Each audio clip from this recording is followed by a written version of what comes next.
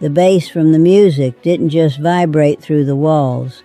It thrummed against my rib cage, a relentless artificial heartbeat that mocked the silence of my own bedroom. Outside, 100 strangers were drinking champagne on the lawn my grandfather had cleared with an axe and a mule. Inside, I sat in the dark, the moonlight cutting a cold silver rectangle across the quilt I had stitched by hand 30 years ago. I wasn't invited. My name is Clara Jenkins. I'm 62 years old, and I am the owner of the Silver Creek Estate, a sprawling 300 acres of Montana wilderness, vineyard, and history nestled in the shadow of the Sapphire Mountains. I kept this place alive when the winters tried to freeze us out, when the banks tried to foreclose, and when my husband Arthur died in the very bed I was now sitting on. Yet that evening, a notification had popped up on my phone, a digital slap in the face that stung worse than the biting wind. It was a photograph posted by Sienna, my daughter-in-law. The caption was short, trendy, and devastating. Our kingdom, our night. Celebrating Julian's 32nd in style. Silver Creek legacy, there's owner vibes. There she was, draped in sequins, clinging to my son Julian, standing under the timber archway of my front porch, claiming my blood, sweat, and tears as her aesthetic backdrop. They hadn't just forgotten to invite me to my son's birthday party. They had actively erased me from the narrative of my own life. I found out the scale of the event not from my son, but from Old Man Miller, my neighbor 3 miles down the road, who called to ask if I was selling tickets to a festival because the line of luxury cars was blocking the county road. I had told him I didn't know what he was talking about. Julian had told me they were having a small gathering for his birthday, a few friends, a quiet dinner. Instead, white marquees dotted my pasture like invasive mushrooms. A DJ booth was set up near the heritage oak tree. Caterers I didn't hire were serving food I wouldn't eat to people who didn't know my name. I peered through the sheer curtains, watching the colored strobe lights fracture the darkness of the valley. I saw shadows dancing, heard the clinking of glass, the roar of laughter, a celebration of life happening on my soil while I was treated like a ghost haunting the attic. I considered going down there. I thought about putting on my silk robe, walking out the back door, and forcing a smile. I thought about finding Julian, hugging him, and pretending that my heart wasn't currently being shredded by his indifference. But then I looked at that caption again. Our kingdom. Something inside me, a tether that had been fraying for years, finally snapped. It wasn't a loud break. It was quiet, like a heavy branch giving way under too much snow. I looked at the digital clock on the nightstand. It was 11:15 p.m. The party was peaking. The DJ had transitioned into a remix of a classic rock song, distorting it into something unrecognizable. I stood up, my knees popping slightly, and tightened the sash of my cotton robe. I didn't turn on the lamp. I didn't need to. I knew every creak of the floorboards in the hallway, every turn of the staircase, every scent of pine and old polish that permeated the house. I walked through the kitchen, which was dark and empty, bypassing the back door that led to the party. Instead, I went to the mudroom and put on my heavy rubber boots, slipping them over my bare feet. I walked out the side door into the crisp, biting night air, navigating by the light of the moon and the offensive glow of the party lights reflecting off the barn. I headed toward the utility shed, a small concrete bunker built into the side of the hill. Arthur had installed the industrial backup generator and the main breaker panels there 40 years ago. He used to say that he who controls the power controls the ranch. I don't think he meant it like this, but he was right. I opened the heavy steel door. The hum of the electrical current was loud here. The lifeblood of the estate flowing through thick copper wires, powering the amplifiers, the floodlights, the refrigeration trucks, the microphones. I stood before the main breaker switch. It was a large, heavy lever, industrial gray, cold to the touch. My hand trembled, not from fear, but from a surge of adrenaline I hadn't felt in decades. It was the adrenaline of the cornered animal, the final defense mechanism kicking in. I took a deep breath, inhaling the scent of diesel and dust, and I pulled the lever down with both hands. The result was instantaneous and absolute. The thumping music died mid-beat. The blinding lights vanished. The estate was plunged into a sudden, profound darkness, leaving only the natural, indifferent light of the moon. The silence that followed was heavy, punctuated only by the sudden collective gasp of 200 people, followed by confused murmurs and the sound of expensive glassware shattering on the patio stones. Voices rose from the lawn. Someone shouted, asking what happened. Someone else called for a flashlight. I stepped out of the shed, the metal door clanging shut behind me. In the moonlight, my white robe must have made me look like an apparition. I walked toward the edge of the patio where the crowd was beginning to panic. My voice, usually soft and measured, came out with the force of a thunderclap. I want everyone off my property, now. The murmurs stopped. The silence shifted from confusion to fear. A few cell phone flashlights beamed in my direction, blinding me for a second. But I didn't flinch. I shielded my eyes and pointed toward the driveway. You're trespassing. This is private property. The party is over. Go home. I heard whispered questions.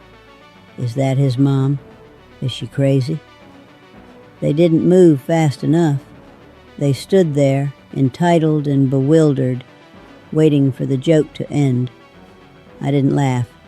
I stood my ground, a 62-year-old woman in a bathrobe, facing down a mob of millennials and socialites. Then I heard him. Julian's footsteps were heavy, running across the wooden deck.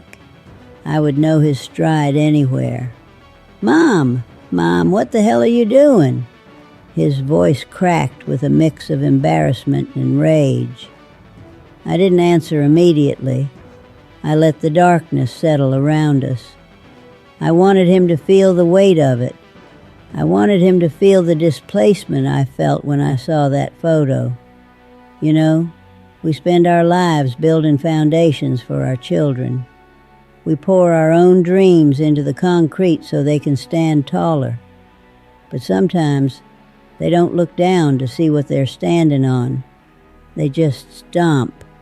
Have you ever given everything to someone only to realize they view your sacrifice as their entitlement?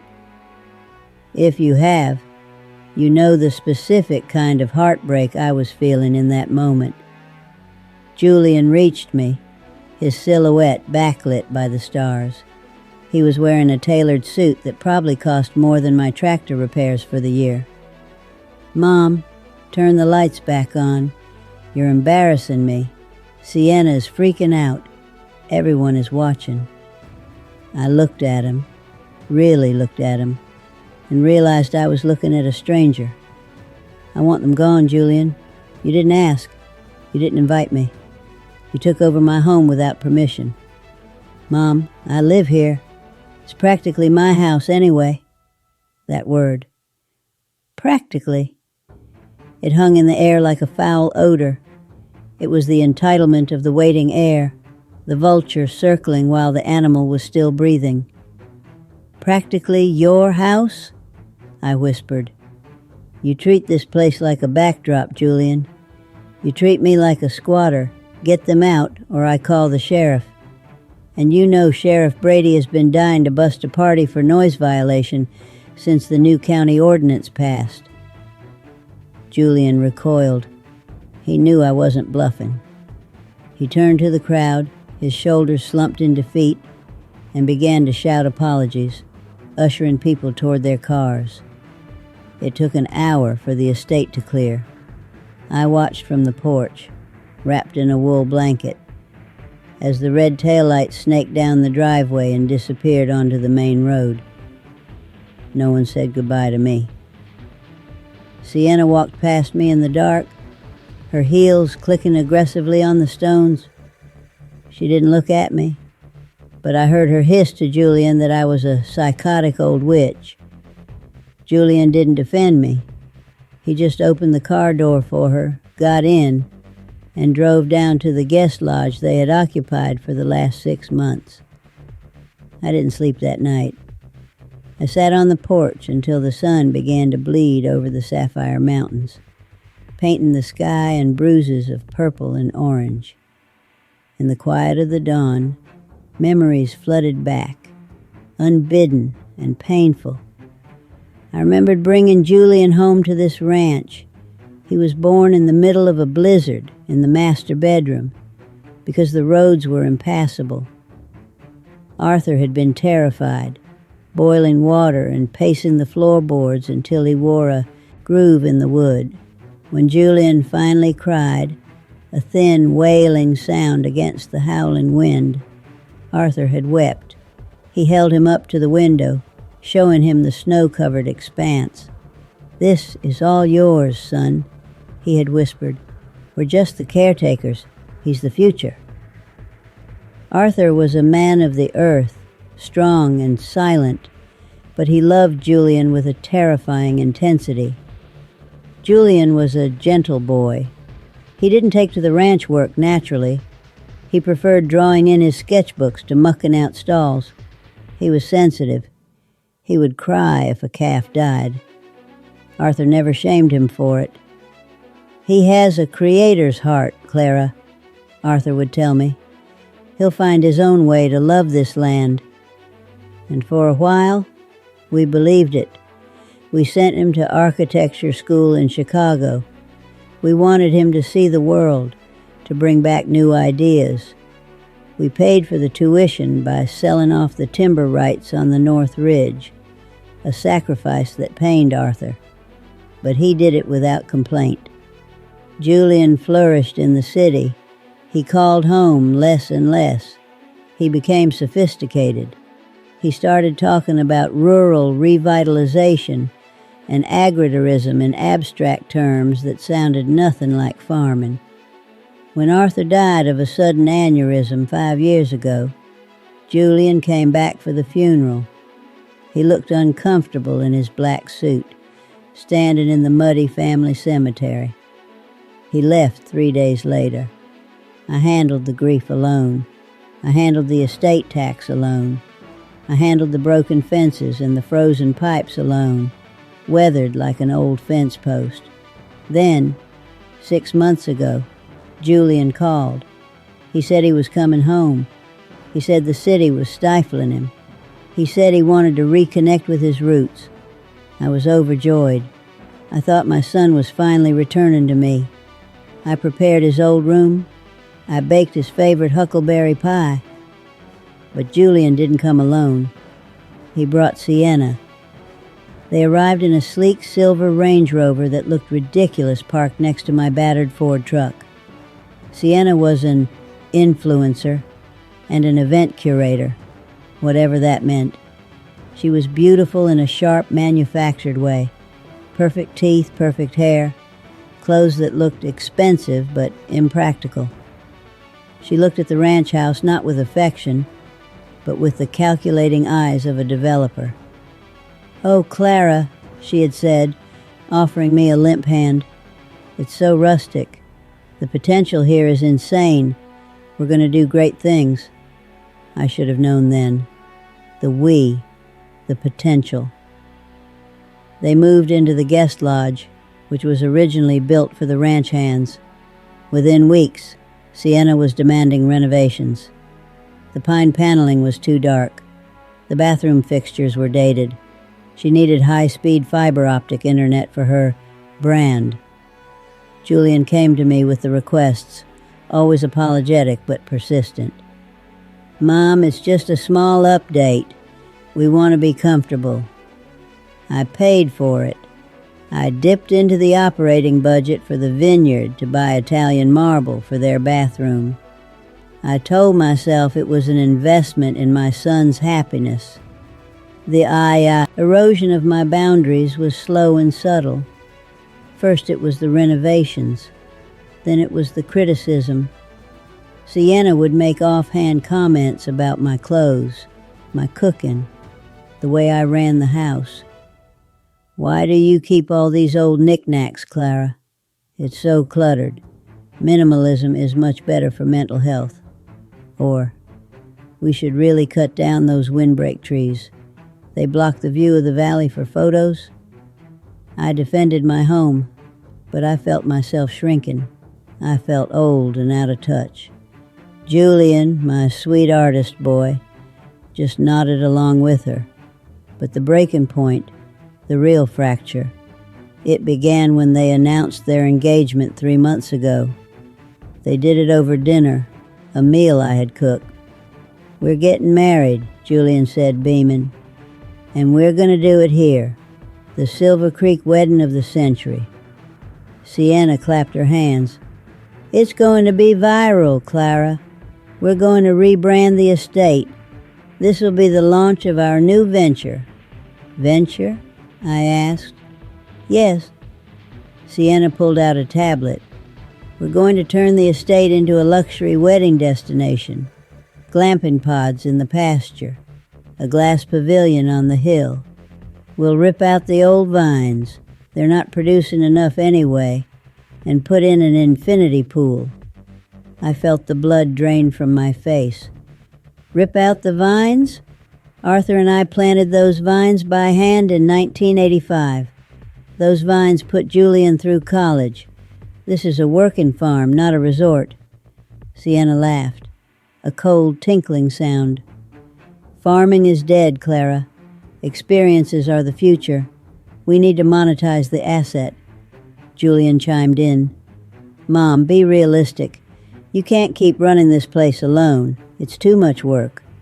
This way, we generate passive income. You can retire. You can move into a condo in town." "Move? This is my home. I'm not going anywhere." The tension at the table was palpable. They dropped the subject that night, but the campaign had begun. They started bringing in contractors without asking me.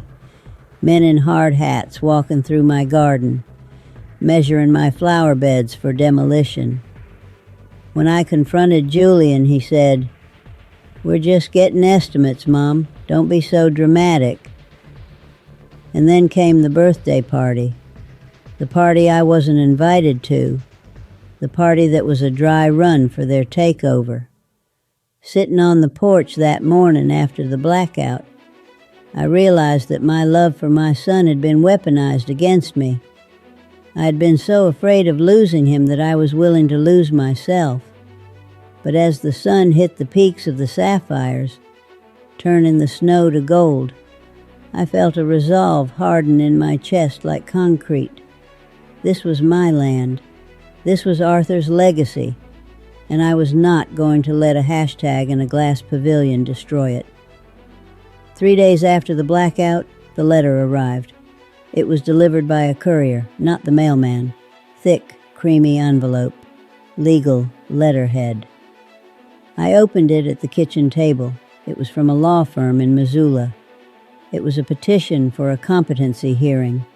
Julian and Sienna were suing for power of attorney over the estate, claiming that my erratic behavior, citing the blackout incident, demonstrated that I was suffering from early onset dementia and was a danger to myself and the assets of the family. My own son was trying to declare me insane to get his hands on the deed. I didn't cry. I think I had cried all my tears in the years prior. Instead, a cold, white-hot rage filled my veins. I drove into town, not to the doctor, but to the office of Saul Berkowitz. Saul was 80 years old, wore suspenders, and had been the family lawyer since my father's time. He read the letter, his bushy eyebrows knitting together. "This is a declaration of war, Clara," he grunted. "They're going for the jugular."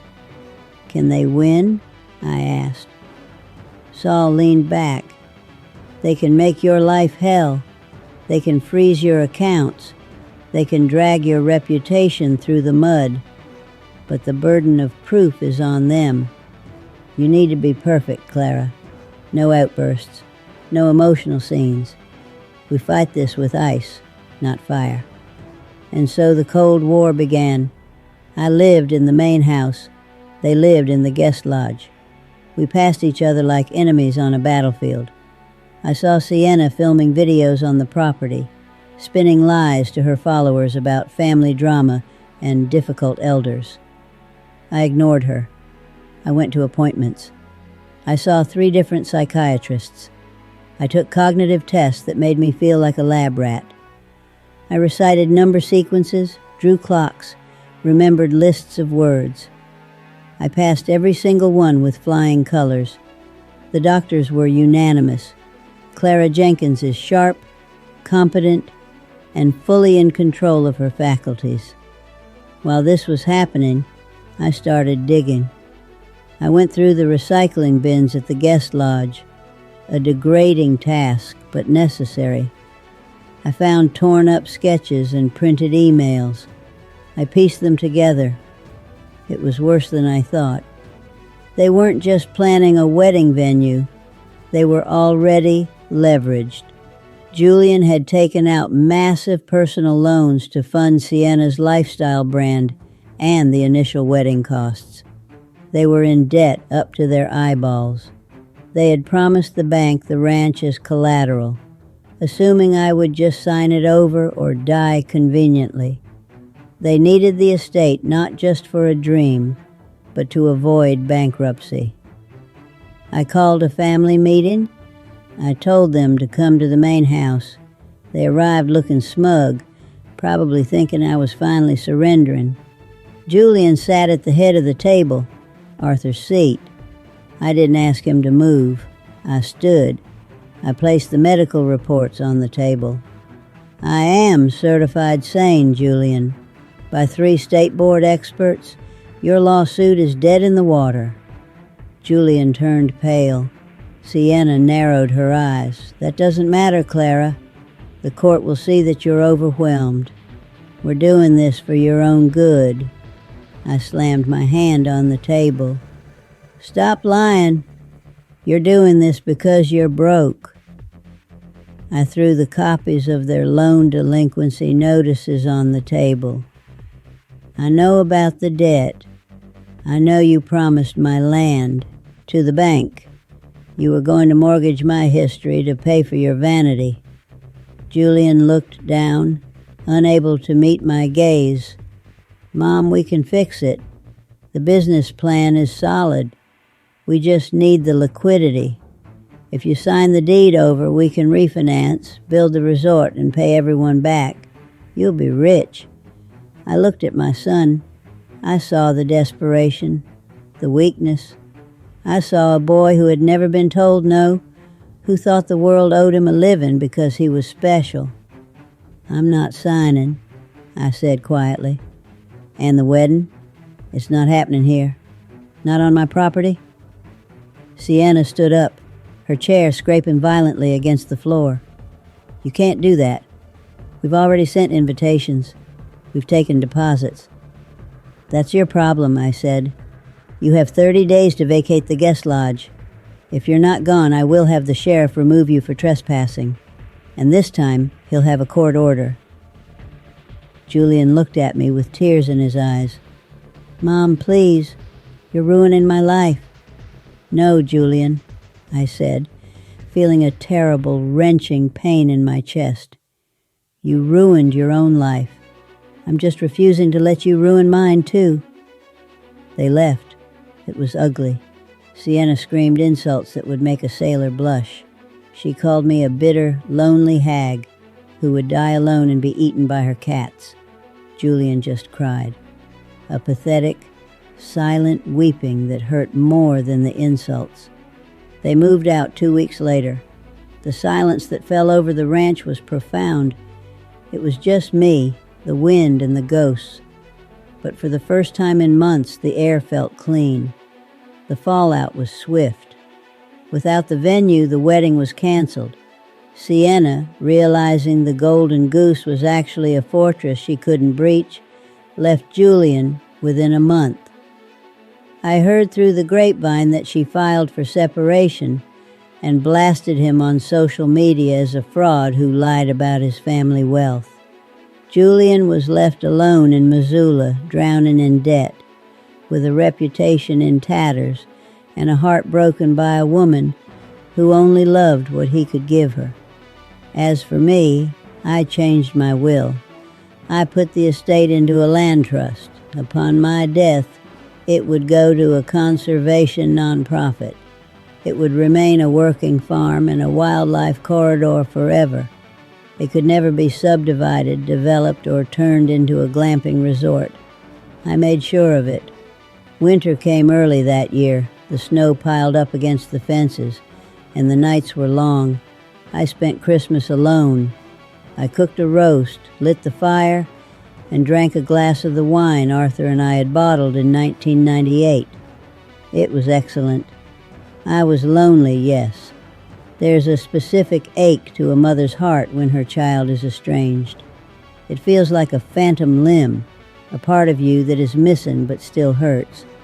But I was not destitute. I was not broken. I sat by the fire and understood the difference between loneliness and solitude. Loneliness is a void. Solitude is a presence. I was in the company of myself, and I found that I liked her. I liked the woman who had stood up to the mob. I liked the woman who protected her legacy. 8 months later, in the thaw of spring, I was pruning the vines when I saw a battered sedan drive up the muddy road. It wasn't the Range Rover. It was a 10-year-old Honda. Julian got out. He looked thinner. He was wearing work boots and a flannel shirt, not a suit. He walked up to the fence line where I was working. He didn't cross it. He stood there, respectful of the boundary. "Hi, Mom," he said, his voice raspy. "Hello, Julian." I kept clipping the vines. "I'm sorry," he said. "I know that's not enough, but I'm sorry." I stopped and looked at him. The arrogance was gone. The entitlement had been burned out of him by failure. He looked like his father, truly, for the first time in years. "Sienna left me," he said. "I know. I lost the apartment. I'm working construction in town, pouring concrete. It's hard work." "Good," I said. "Hard work clears the head." He hesitated. "I don't want the ranch, Mom. I don't want the money. I miss you. And I miss Dad. I forgot who I was. I let her get in my head. I'm ashamed." I walked over to the fence. I took off my heavy leather gloves. I reached out and touched his cheek. He leaned into my hand and closed his eyes. Forgiveness is a tricky thing. It's not a reset button. It doesn't erase the past. The scars were there. The trust was damaged, perhaps permanently. But love is resilient. It can grow in rocky soil, just like these vines. "You can come for dinner on Sundays," I said, "but you don't live here, and you don't work here. You have to build your own life, Julian.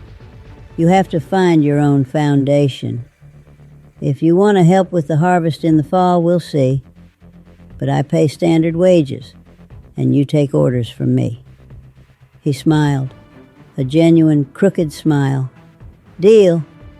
2 years have passed since the night I cut the power. The ranch is quiet, but it's a productive quiet.